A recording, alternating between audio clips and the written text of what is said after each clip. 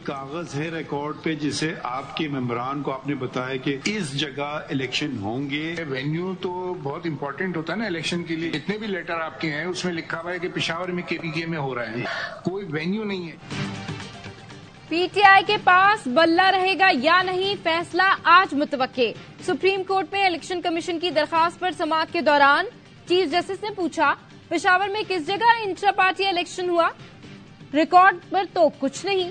Party अरकान को कैसे मालूम हुआ कि वोट डालने कहां जाना है? हामिद खान ने जवाब दिया, चमकनी में हुए। जस्टिस मुसर्रत हिलाली ने पूछा, गुमनाम गांव में इंतखाबात क्यों कराए? नियाजुल्लाह नियाजी ने कहा, व्हाट्सएप पर लोगों को बताया था और लोग पहुंचे भी थे।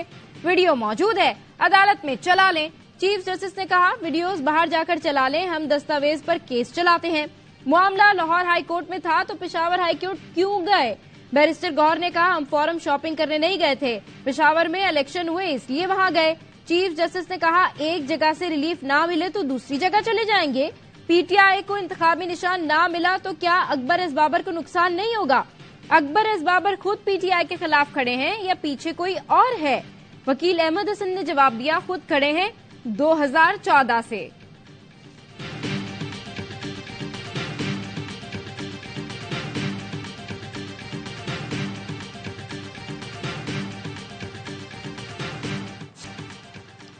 हम एक फिक्स्ड मैच का सामना कर रहे हैं। मकबूल जमात को आउट किया गया तो दुनिया आपके इलेक्शन को कभी नहीं मानेगी। Chairman PTI barrister Gauhar Khan ने कहा, उम्मीद है अदलिया इंसाफ के तराजू बराबर रखेगी और जमहूरियत को बचाएगी। पीटीआई कयादत अंडरग्राउंड या जेलों में है। लीडर्स को बगैर सबूतों के बार बार उठाया जाता है। ये अंपायर को साथ मिलाकर क्रीज से बाहर चले गए हैं, लेकिन हर कोशिश के बावजूद 8 फरवरी को इन सब को शिकस्त होगी। अकबर एस बाबर बोले, पीटीआई पर एक ग्रुप ने कब्जा किया हुआ है। आज हामिद खान ने तस्लीम किया कि मैं पार्टी का बानी रुकन हूं, तहरीक इंसाफ का आइन लिखने वालों में से हूं। इलेक्शन कमीशन ने इंतखाबी निशान की मुकम्मल फहरिस्त जारी कर दी। बल्ले का निशान इंतखाबी फहरिस्त में मौजूद नहीं। फहरिस्त रिटर्निंग अफसरान को भिजवा दी गई। उम्मीदवारों को आज इंतखाबी निशान अलॉट किए जाएंगे। तौहीन अदालत की दरखास्त पर पेशावर हाईकोर्ट ने इलेक्शन कमीशन से 16 जनवरी को जवाब तलब कर लिया।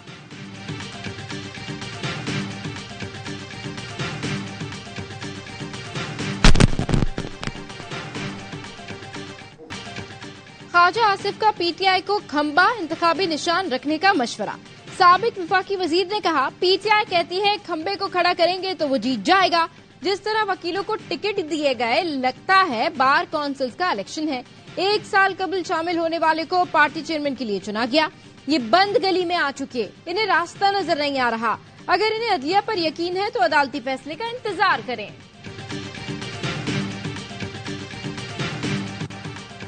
मियां नवाज शरीफ की सियासत जाती दुश्मनी तक पहुंच चुकी है।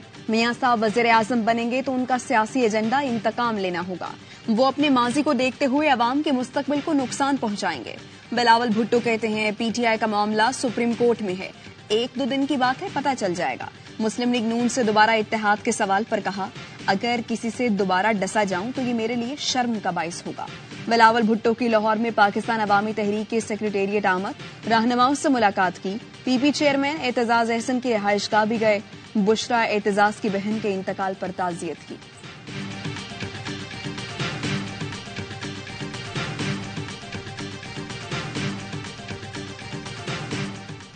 अवामी नेशनल पार्टी को लालटेन का इंतखाबी निशान मिलेगा या नहीं, फैसला आज होगा।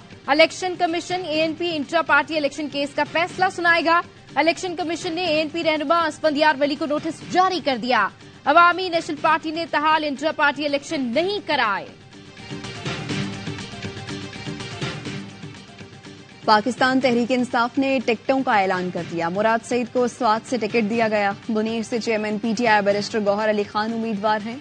हरीपुर से उमर अयूब, सवाबी से असद कैसर को टिकट मिल गया। शहराम तरकई मोहम्मद आतिफ अली मोहम्मद खान भी उम्मीदवार हैं। पेशावर से शानदाना गुलजार, कोहाट से शहरयार आफरीदी, लकी मरवत से शेर अफजल मरवत को टिकट दिया गया। डीआई खान 1 से अली अमीन गंडापुर, इस्लामाबाद से शुएब शाहीन उम्मीदवार हैं। लाहौर से आलिया हमजा, बैरिस्टर लतीफ खोसा, मुल्तान से शाह महमूद कुरैशी और उनके बेटे जैन कुरैशी उम्मीदवार हैं। जमशेद दस्ती भी मैदान में हैं। सियालकोट से उस्मान डार की वालिदा रेहाना डार को टिकट दिया गया है। लाहौर से यास्मिन राशिद और मियां महमूद रशीद को भी टिकट मिल गए। NA 109 झंग से शेख वकास अकरम को टिकट जारी।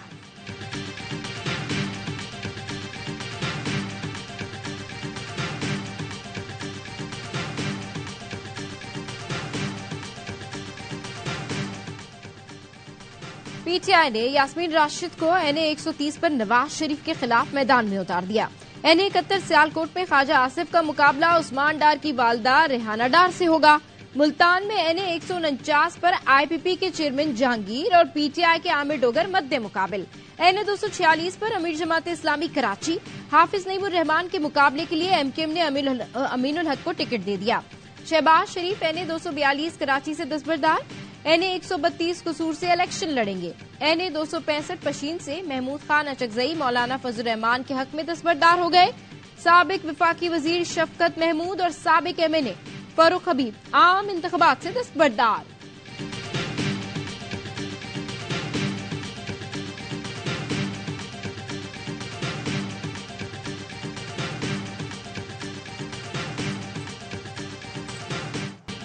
पाकिस्तान का मुख्तलिफ एयर डिफेंस वेपन सिस्टम का कामयाब मुजाहरा। आर्मी चीफ ने वेपन सिस्टम के कामयाब मुजाहरे का मुशाहिदा किया।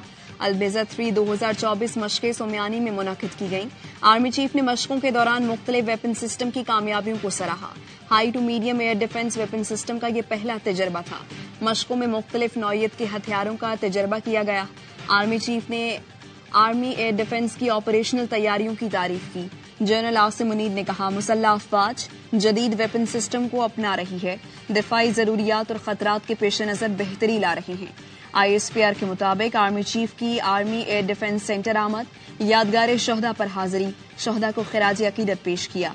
Core commander Karachi, IG training, commander air defence और दीगर ने शिरकत की।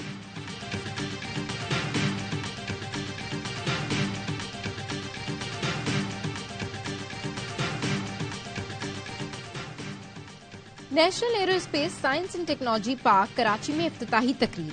Army chief general Syed Asim Munir मेहमान खुसूसी थे। ISPR के मुताबिक आर्मी चीफ ने इसे कौमी और स्ट्रेटेजिक अहमियत का हामिल मंसूबा करार दिया।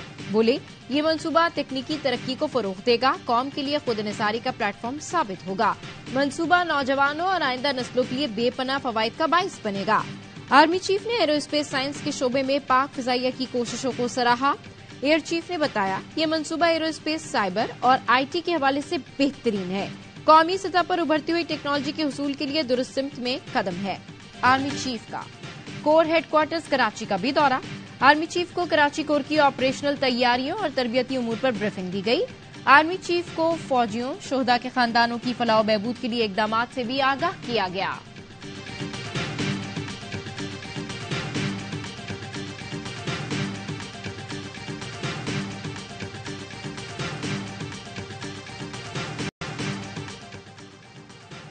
महंगाई मुसल्लत करने वालों को बारियां लगाने का कोई हक नहीं। ये 100 साल भी इक्तदार में रहें तो खुशहाली नहीं आएगी। अमीर जमात इस्लामी सिराजुल हक कहते हैं, हुक्मरान खुद अयाशियां करते हैं और आवाम को कहते हैं सब्र करो। पनामा तोशाखाना में PP, मुस्लिम लीग और PTI के नाम हैं। आवाम जुल्म के खिलाफ जिद्दोजहद तेज करें। 8 फरवरी को नूरा कुश्ती की सियासत दफन कर दें। करप्शन फ्री और ग्रीन पाकिस्तान के लिए तराजू को वोट दें।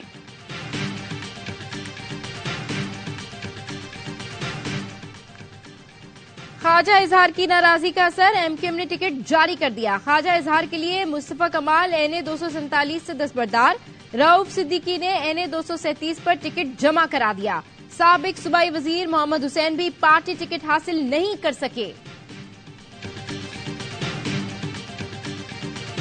MQM के साथ भी सीट एडजस्टमेंट हो गई, IPP के साथ भी सीट एडजस्टमेंट हो गई। मसला जहाँ आ रहा है वो काफ लीग के साथ एडजस्टमेंट नहीं हो पाए। हम कोई अब डेस्परेट नहीं है सीट एडजस्टमेंट के लिए। अगर किसी भी पार्टी ने आना है तो अपना कैंडिडेट बेशक खड़ा कर ले। हमारे कैंडिडेट्स भी फुली प्रिपेयर्ड हैं, जिसने आना है आ जाए मैदान में। नून लीग और काफ लीग में सीट एडजस्टमेंट न हो सकी। चौधरी शाफे कहते हैं 8 सीटों पर बात हुई थी, तय हो गया था झंग और सियालकोट में हमारे उम्मीदवार होंगे, लेकिन नून लीग ने यहां से उम्मीदवार मैदान में उतार दिए। हमें सिर्फ गुजरात में 2 सीटें देने की बात की जो हमें मंजूर नहीं।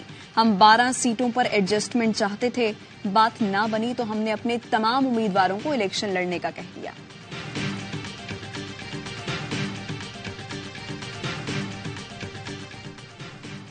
3 माह के लिए इंतखाबात मुलतवी कराने की एक और करारदाद सेनेट में जमा करा दी गई। करारदाद आजाद पार्लिमानी ग्रुप के सेनेटर हिदायतुल्लाह ने जमा कराई। करारदाद में कहा गया, सिक्योरिटी चैलेंजेस के पेश नजर इंतखाबात 3 माह के लिए मुलतवी किए जाएं। उम्मीदवारों को निशाना बनाने के बढ़ते वाकयात में इजाफे पर गहरी तशवीश है।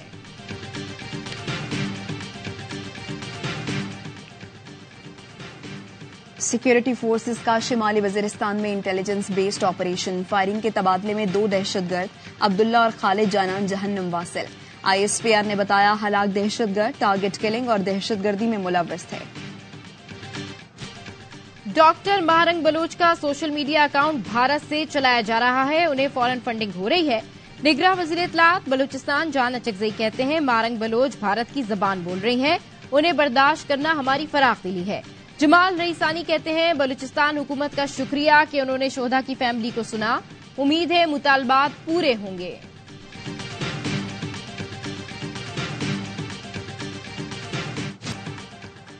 मौलाना फजलुर रहमान और एमल वली के कत्ल का मंसूबा बेनकाम। सीटीडी पेशावर की कार्रवाई में 2 दहशतगर्द गिरफ्तार कर लिए गए।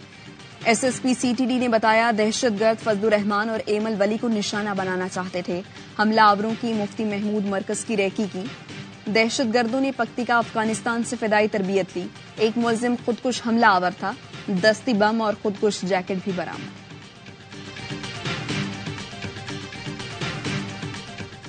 इस्लामाबाद एयरपोर्ट पर नौजवानों की मौलाना फजलुर रहमान के खिलाफ नारेबाजी। जेयूआई रजाकार फोर्स और कारकुनों ने नारे लगाने वाले नौजवानों का पीछा किया। एक नौजवान को पकड़कर धुलाई कर दी, माफी मांगने पर छोड़ दिया। जस्टिस मजाहिर नकवी के खिलाफ शिकायत के मामले पर सुप्रीम जुडिशल काउंसिल का इजलास। मजाहिर नकवी के वकील ख्वाजा हारिस ने जवाब में कहा, काउंसिल सिर्फ सुप्रीम कोर्ट हाजिर सर्विस जज के खिलाफ कार्रवाई कर सकती है, रिटायर्ड जज के खिलाफ नहीं। अटॉर्नी जनरल ने कहा, आफिया शहरबानो केस के फैसले पर हम अपील दायर कर रहे हैं। अगर आज काउंसिल कार्रवाई मुलतवी करती है तो कोई एतराज नहीं। शहरबानो केस में 2 जजेस ने फैसला दिया था। आर्टिकल 209 के तहत रिटायर्ड जजेस के खिलाफ काउंसिल कार्रवाई नहीं कर सकती। सुप्रीम जुडिशल काउंसिल ने कार्रवाई 15 फरवरी तक मुलतवी कर दी। सदर डॉक्टर आरिफ अलवी ने जस्टिस एजाजुल एहसन का इस्तीफा मंजूर कर लिया। अमरीका और बरतानिया का यमन पर हमला, हौसियों के ठिकानों को निशाना बनाने का दावा किया। दारुल हुकूमत सना समेत कई शहरों पर बमबारी, शहरियों की बड़ी तादाद में हलाकत का खदशा। अमरीकी सदर ने बयान दिया, तिजारती जहाजों पर हमलों का जवाब दिया गया। यमन पर हमले के बाद रूस ने सलामती कौंसिल से हंगामी इजलास फौरी बुलाने का मुतालबा कर दिया। रूस का कहना है, अमरीका के यमन पर हमले अक़वाम मुत्तहिदा के चार्टर की खिलाफ वर्जी है। ओमान का कहना है, यमन पर हमले के लिए फिजाई हुदूद फराम नहीं की। सऊदी अरब का अमरीका और बरतानिया के यमन पर हमलों पर तशवीश का इजहार। अमरीकी अरकान कांग्रेस ने हमलों को बाइडेन इंतजामिया की नाकामी करार दिया। यमन में लाखों लोग सड़कों पर निकल आए। दारुल हुकूमत सना में बड़ा मुजाहिरा हुआ। यमन पर हमले और गजा में इसराइली मजालिम की शदीद मजम्मत की।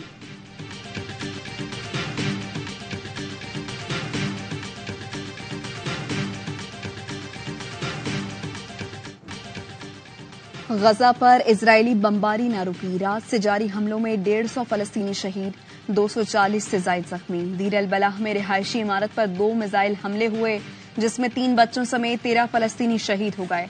इमारत के मलबे तले मुतादिद लोग अभी भी फंसे हैं। गजा में इजराइल की जानिब से फलस्तीनी नस्ल कुशी को 98 रोज गुजर चुके। गजा में शहादतों की मजमूई तादाद 23,700 से बढ़ चुकी है।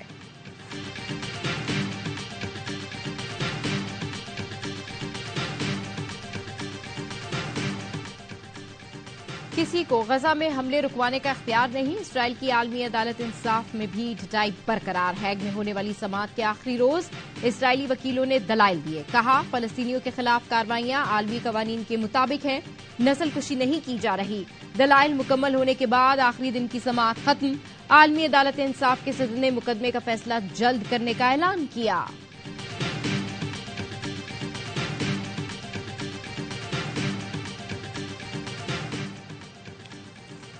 कराची में घर में आग लगने से 1.5 साल के जुड़वा भाइयों समेत 3 अफराद जाँ बहक। बल्दिया गुलशन गाजी के घर में आग शॉर्ट सर्किट से लगी। जुड़वा भाई 1.5 साल के जवाद और अब्बास जाँ बहक हुए। मरने वाला तीसरा शख्स माहीगीर घराने में मेहमान आया हुआ था।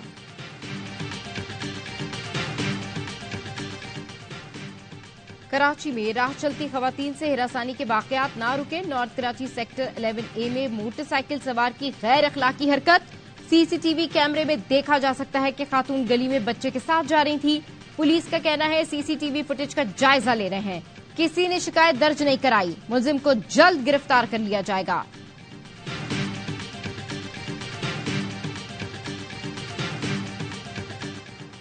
गैस ना होने से कराची वाले रुल गए। कीमतों में 200% इजाफा हुआ और सन्नतों को भी गैस नहीं मिल रही। हाफिज नईम रहमान का 17 जनवरी को सुई सदरन गैस कंपनी के सामने धरने का ऐलान। कहते हैं आवाम को जालिम भेड़ियों पर नहीं छोड़ सकते। मेयर कराची पर भी तनकीद। बोले ये गटर के ढक्कन दुरुस्त नहीं कर सके। हमने एक टाउन में 1500 ढक्कन लगाए। बजट नहीं, लेकिन फिर भी कुछ न कुछ करने की कोशिश कर रहे हैं।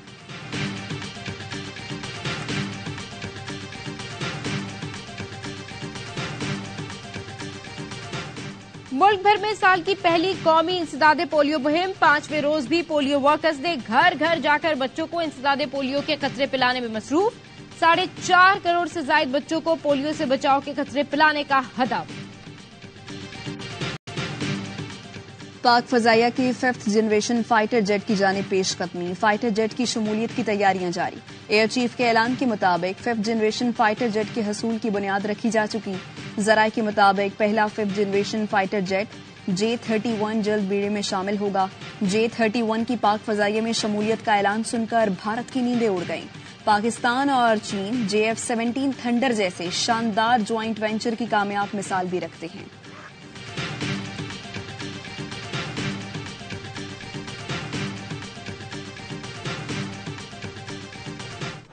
पाकिस्तानी गेंद पकड़ते नहीं, कीवीज कैच छोड़ते नहीं। नाकिस फील्डिंग के सबब शाहीनों को न्यूजीलैंड में भी शिकस्त। बाबर आजम और इफ्तिखार ने कैच गिराए। पहला T20 46 रन से न्यूजीलैंड के नाम। कीवीज ने पहले बैटिंग करते हुए 226 रन बनाए। केन विलियमसन और डेरिल मिचेल की बर्क रफ्तार 50s। अब्बास आफरीदी, शाहीन आफरीदी की 3-3 विकेटें। 227 रन के ताकुब में साइम अयूब और रिजवान का अच्छा आगाज। बदकिस्मती से साइम 8 गेंदों पर 27 रन बनाकर रन आउट हो गए। बाबर आजम 57 रन के साथ टॉप स्कोरर रहे। पूरी टीम 18 ओवर्स में 179 रन पर आउट हो गई।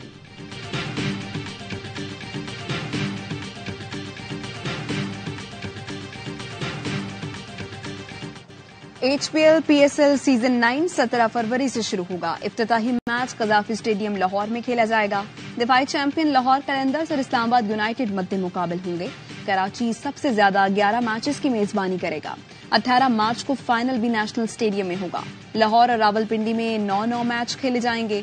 दिलों के बादशाह कराची किंग्स अपना पहला मैच 18 फरवरी को मुल्तान सुल्तान्स के खिलाफ खेलेगा।